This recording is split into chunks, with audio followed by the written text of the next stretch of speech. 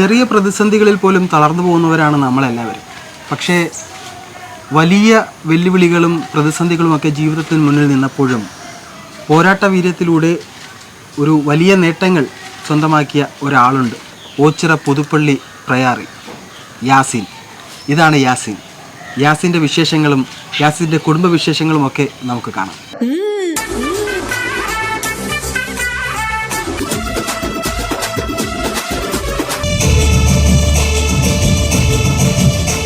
പാട്ട് കേട്ട് നാട്ട് നാട്ട് നാട്ട് നാട്ട് നാട്ട് നാട്ട് കൂട്ടുകാട്ട് നാട്ട് നാട്ട് നാട്ട് നാട്ട്. എൻ്റെ പേര് മുഹമ്മദ് യാസീൻ. എൻ്റെ വീട് ആലപ്പുഴ ജില്ലയിൽ പ്രയാർ എന്ന് പറയുന്ന സ്ഥലത്താണ്. ഞാൻ KNM GUPS പുതുപ്പള്ളി സ്കൂളിലാണ് പഠിക്കുന്നത്. എൻ്റെ കൂട്ടുകാരും ടീച്ചേഴ്സും എല്ലാം നല്ല സപ്പോർട്ടാണ്. പിന്നെ നാട്ടുകാരും വീട്ടുകാരും എല്ലാം നല്ല സപ്പോർട്ടാണ്. അത് കാരണമാണ് ഞാൻ ഇവിടം വരെ എത്തിയിരിക്കുന്നത്.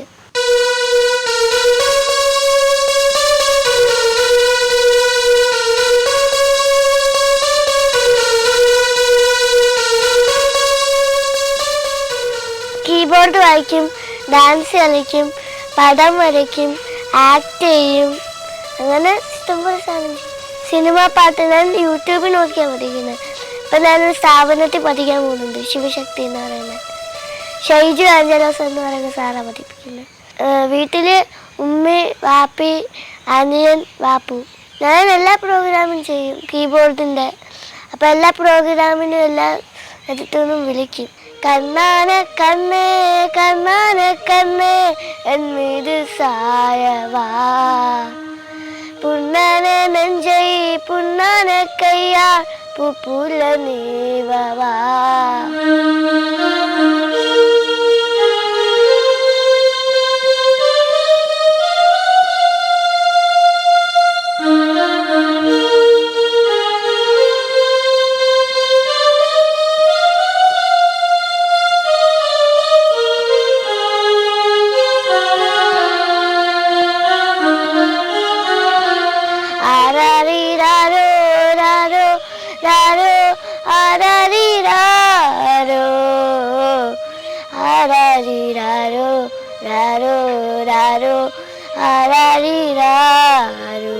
ഷാനോസ് എന്നാണ്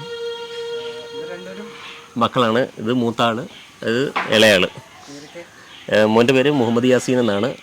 school KNM government UP school പുതുപ്പള്ളിയിൽ 6ാം ക്ലാസ്സിൽ പഠിക്കുന്നു. അതേ സ്കൂളിൽ മോന് 4ാം ക്ലാസ്സിലാണ്. അല്ലമീൻ എന്നാണ് മോൻ്റെ പേര്. 4ാം ക്ലാസ്സിൽ പഠിക്കുന്നു. മോനെക്കുറിച്ച് പറയുകയാണെങ്കിൽ പിന്നെ പടം വരയ്ക്കും, പാട്ട് പാടും, മോശമില്ലാത്ത പാട്ട് പാടും, കഥകൾ എഴുതും, പിന്നെ ഡാൻസ് ചെയ്യും, നന്നായിട്ട് ഡാൻസ് ചെയ്യും, ടെലിവിഷനിലൊക്കെ ഡാൻസ് ചെയ്യുന്നുണ്ട്, കീബോർഡ് വായിക്കും.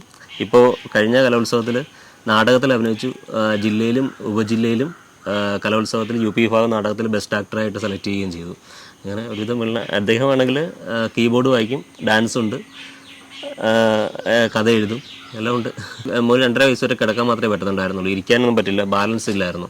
അപ്പോൾ ഇരുത്തി കഴിഞ്ഞാലും മറിഞ്ഞു വീഴുമായിരുന്നു. അപ്പോൾ അങ്ങനെ കിടന്നുകൊണ്ട് ഒരു ദിവസം ഇങ്ങനെ നമുക്ക് അവിടെ കിടന്നൊരു ചോക്കോ മറ്റോ എടുത്തിട്ട് ഭിത്തിയിൽ ഇങ്ങനെ പടം പോലെ വരയ്ക്കുന്നത് കണ്ടു. കാലിൻ്റെ വിരലിൽ ഈ 3 വിരലുണ്ട് കാലിൽ, അതിനകത്തിട്ട് വെച്ചിട്ട് കാല് വെച്ച് ഇങ്ങനെ വരയ്ക്കുന്നത് കണ്ടിട്ട് അങ്ങനെ എന്തോന്ന് ക്യാൻവാസ് മേടിച്ചു, ചെറിയ ബുക്ക് മേടിച്ചു കൊടുത്തു. അപ്പോൾ അതിനകത്ത് കാണുന്ന റോഡിൽ വെളിയിറങ്ങുമ്പോഴത്തേക്ക് കാണുന്ന വണ്ടികളുടെയും കാറുകളുടെയും ബസ് സ്റ്റോപ്പിൻ്റെയൊക്കെ പടം അതിനകത്ത് വരയ്ക്കും. അങ്ങനെ 3.5 വയസ്സൊക്കെ ആയപ്പോഴത്തേക്ക് 2 വട്ടം എക്സിബിഷൻ നടത്തിയിട്ടുണ്ട്. മോൻ കാല് വെച്ച് വരച്ച പടങ്ങളുടെ കായംകുളത്ത് വെച്ച് BRC ആയിട്ട് ചേർന്നിട്ട് എക്സിബിഷനൊക്കെ നടത്തിയിട്ടുണ്ട്.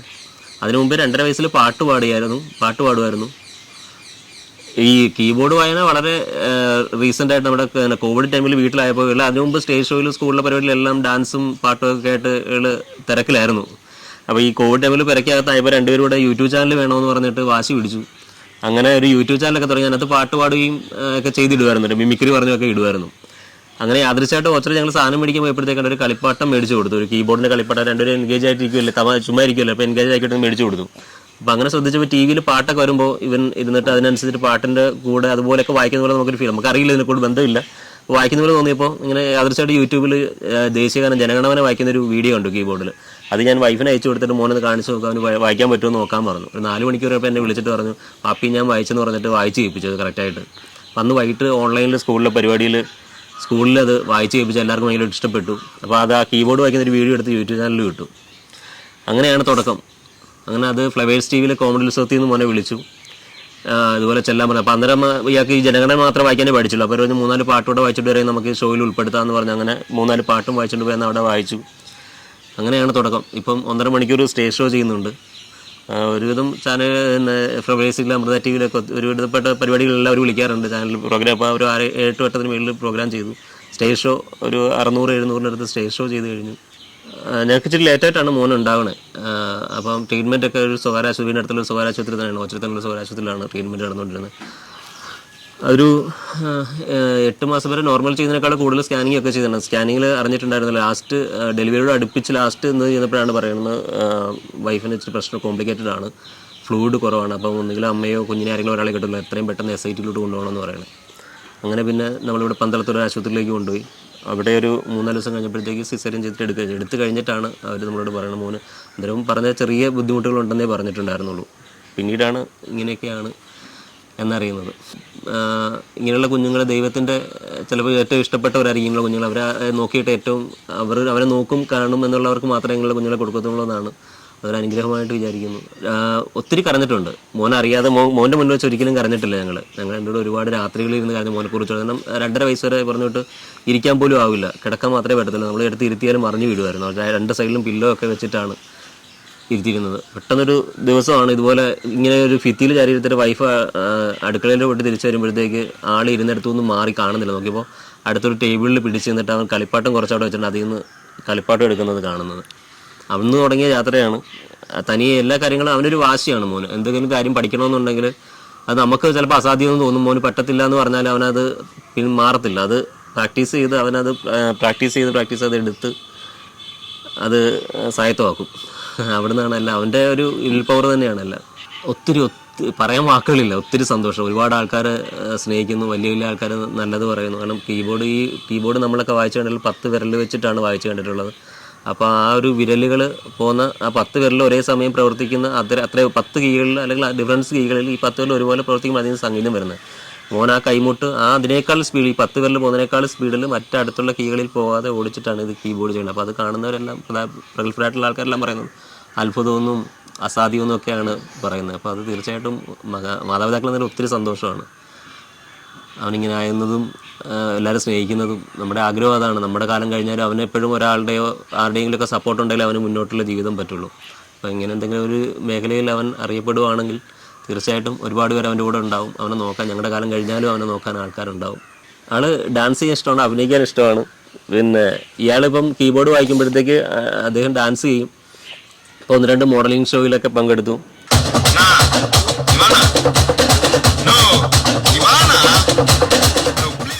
ഫാസ്റ്റ് സോങ്സ് എനിക്ക് ഏറ്റവും ഇഷ്ടം. പിന്നെ സ്ലോ സോങ്സും വായിക്കും. പിന്നെ കുറച്ച് ടൈമിനുള്ള അത് പഠിക്കും. പിന്നെ രാജഗിരിയിലും പത്തനംതിട്ടയിലും പിന്നെ അങ്ങനെ കുറച്ച് പ്രോഗ്രാംസ്. പത്തനംതിട്ടയിൽ വീണ ജോർജ് മാമൊക്കെ ഉള്ളൊരു പ്രോഗ്രാം ഉണ്ടായിരുന്നു ഇപ്പം കഴിഞ്ഞ റീസെൻ്റായിട്ട്. അപ്പോൾ അത് ശരിക്കും ക്രൗഡായിരുന്നു. അത് പിന്നെ വാരിസിനകത്ത് രഞ്ജിതമേ വായിച്ച് ഭയങ്കരമായിട്ട് എല്ലാവരും ഇഷ്ടപ്പെട്ടു. അതിനകത്ത് കുറച്ച് ഫാസ്റ്റായിട്ട് പോകുന്ന സോങ്സിൻ്റെ ഭാഗങ്ങളൊക്കെ ഉണ്ട്. അപ്പോൾ വീണ മാം അവിടെ ഉണ്ടായിരുന്നു. പക്ഷേ ഇപ്പം മോനെ കണ്ടപ്പോൾ പറഞ്ഞു ഞാൻ ആൻറ്റി വലിയ ഫാനാണെന്നൊക്കെ പറഞ്ഞാൽ ഭയങ്കര ഹാപ്പിയായി. വലിയ ഫാനാണ്, ഞാൻ വീഡിയോ ഒക്കെ കാണാറുണ്ട് എന്നൊക്കെ പറഞ്ഞ് കവളത്ത് ഉമ്മയൊക്കെ കൊടുത്തു. പിന്നെ ദലീമാമ ഉണ്ടായിരുന്നു സിംഗർ. അപ്പം അങ്ങനെയൊക്കെ ഒത്തിരി സന്തോഷത്തിലാണ്. ഇദ്ദേഹം ഇപ്രാവശ്യം കലോത്സവത്തിൽ പോയിട്ട് അതും യാദൃശ്യമാണ്. സ്കൂളിൽ നിന്ന് കഴിഞ്ഞ വർഷം 2022 നാടകമുണ്ട്. സ്കൂളിലെ നാടകത്തിനാണ് ബെസ്റ്റ് നാടകവും ബെസ്റ്റ് ആക്ടർ അവാർഡും കിട്ടിയിരുന്നത്. അപ്പോൾ അന്ന് മോന് ആഗ്രഹം ഉണ്ടായിരുന്നു അഭിനയിക്കണമെന്ന്. പക്ഷേ മോന് പറ്റിയ കഥാപാത്രങ്ങൾ ഉണ്ടായിരുന്നില്ല. പക്ഷേ 2023 നാടകത്തിൽ അഭിനയിക്കണമെന്ന് പറഞ്ഞു. ഞങ്ങൾ അറിഞ്ഞില്ല ഇയാൾക്ക് ഇങ്ങനെ ആഗ്രഹമുള്ളതൊന്നും പറഞ്ഞിട്ടില്ല. സ്കൂളിൽ പറഞ്ഞ് അവിടെ നിന്ന് പഠിപ്പിക്കുന്ന ആൾ നമ്മൾ വിളിച്ച് പറയുമ്പോഴാണ് അറിയുന്നത് ഇങ്ങനെ ഒരു നാടകത്തിൽ മോൻ അഭിനയിക്കുന്നുണ്ടെന്ന് പറഞ്ഞത്. അപ്പോൾ അന്ന് നമ്മൾ വലിയ കാര്യമാക്കിയില്ല. കാരണം മോൻ്റെ ആഗ്രഹത്തിന് അവർ സഹായിച്ചു കൊടുക്കുന്നുള്ളതാണ്. പക്ഷേ കലോത്സവത്തിൽ പോയി ഉപജില്ലയിലും ജില്ലയിലും ബെസ്റ്റ് ആക്ടറായി. ഏകദേശം 11 നാടകങ്ങൾ 110-ലേറെ കുട്ടികളുണ്ടായിരുന്നു മത്സരിക്കുക UP വിഭാഗത്തിൽ.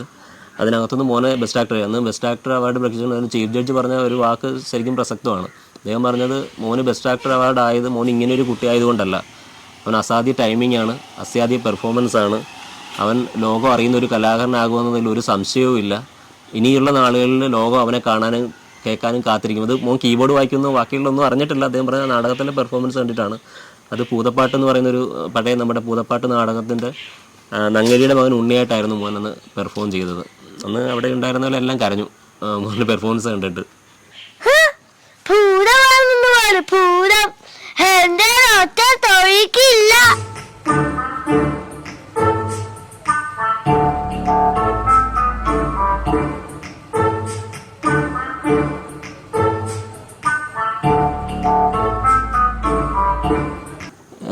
ആദരവ് ഇഷ്ടം പോലെ കിട്ടുന്നുണ്ട്. പക്ഷേ ഇപ്പം മോന് കിട്ടിയത് പ്രധാനപ്പെട്ട അവാർഡ് എന്ന് പറയുന്നത് 2023 ഇന്ത്യ ബുക്ക് ഓഫ് റെക്കോർഡ്സ്, കണ്ണ് കെട്ടിയിട്ട് കീബോർഡ് വായിച്ചതിൻ്റെ ഇന്ത്യ ബുക്ക് ഓഫ് റെക്കോർഡ്സ്. ഇപ്പോൾ ഒരു വർഷമായി. ഇപ്പം റീസെൻ്റായിട്ട് അവരുടെ മെസ്സേജ് വന്നിരുന്നു, ഇതുവരെ റെക്കോർഡ് ആരും ബ്രേക്ക് ചെയ്തിട്ടില്ല. കണ്ണ് കെട്ടിയിട്ട് വന്ദേ മാതരവും ദേശീയഗാനവും കീബോർഡിൽ വായിച്ചതിൻ്റെ റെക്കോർഡ് മോൻ്റെ പേരിലാണ്. പിന്നെ APJ അബ്ദുൽ കലാം പിന്നെ ബാലപ്രതിഭ പുരസ്കാരം 2024 അവാർഡ് മോനായിരുന്നു. പിന്നെ നമ്മുടെ ചൈൽഡ് പ്രൊട്ടക്ട് ടീമിൻ്റെ സംസ്ഥാന ആദരവുണ്ടായിരുന്നു മോന്. ഇപ്പോൾ റീസെൻ്റായിട്ട് കിട്ടിയ ഏറ്റവും വലിയ അവാർഡ് കേരള സർക്കാരിൻ്റെ 18 വയസ്സിൽ താഴെയുള്ള കുട്ടികൾക്ക് കൊടുക്കുന്ന പരമോന്നത ബഹുമതിയായിട്ടുള്ള ഉജ്ജ്വല ബാല്യം പുരസ്കാരം ആലപ്പുഴ ജില്ലയിൽ നിന്ന് മോനായിരുന്നു സെലക്ട് ചെയ്തിരുന്നത്. ഇതൊക്കെയാണ് പ്രധാനപ്പെട്ട അവാർഡുകളായിട്ട് കിട്ടിയിരിക്കുന്നത്. പിന്നെ ഗിന്നസിൽ നോക്കണമെന്നൊരാഗ്രഹത്തിലാണ്. മോനെക്കൂട്ട് കീബോർഡ് വായിക്കുന്ന ഒരാൾ ഞാൻ സെർച്ച് ചെയ്തിട്ട് ഓൺലൈനിലെങ്ങും ഗിന്നസിൻ്റെ റെക്കോർഡ്സുകളിലെങ്ങും കണ്ടിട്ടില്ല. അപ്പോൾ അതൊരു ആഗ്രഹത്തിലാണ്. കാരണം കണ്ണ് കെട്ടിയിട്ട് ബോലെ താരാര എന്ന് പറയുന്ന ഹിന്ദി സോങ് ഫുള്ള് കണ്ണ് കെട്ടിയിട്ട് കീബോർഡിൽ വായിക്കും. പിന്നെ അതുകൂടാതെ 2-2.5 മണിക്കൂറോളം കണ്ടിന്യൂസ് ആയിട്ട് കീബോർഡിൽ പെർഫോം ചെയ്യാനുള്ളൊരു കപ്പാസിറ്റി ഉണ്ട്. അപ്പോൾ അതിനൊരു ആഗ്രഹത്തിലാണ്. കഴിഞ്ഞ 2023 ഫെബ്രുവരിയിലാണ് മോനെ അവാർഡ് കിട്ടിയത്. അപ്പോൾ അതിനോടനുബന്ധിച്ചാണ് ഇതും ഒരു ആഗ്രഹത്തിൽ കിടക്കുകയാണ്, അതിൻ്റെ വെയിറ്റിങ്ങിലാണ്.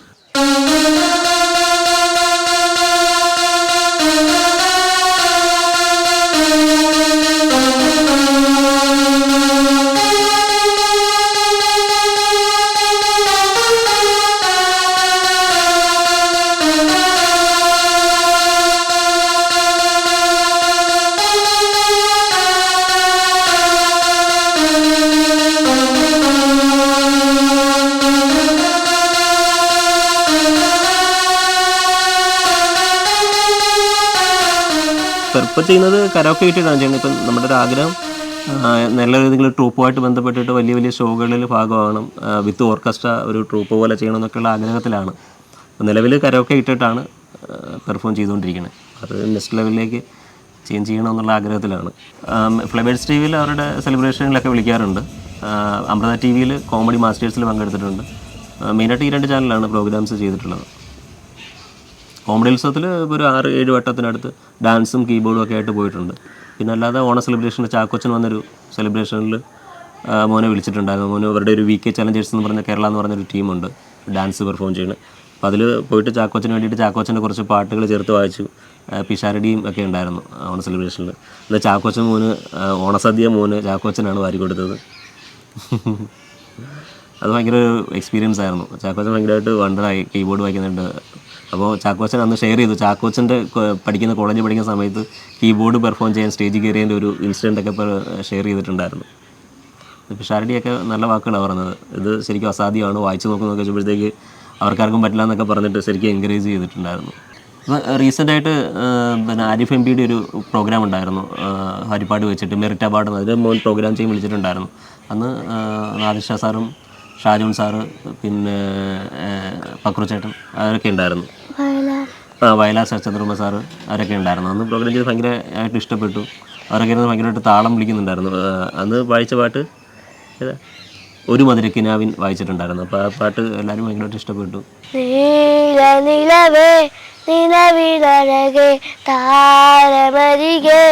വിരിയും ചിരിയെ പാറിയുയരാൻ ചിറകിലലയാൻ തോന്നലുണരും മനസ്സിൽ വെറുതെ താനെ മാറിയ ലോകവും നിന്റെയോർമ്മയാലേ 100 പൊൻകിനാവിന്നിതാ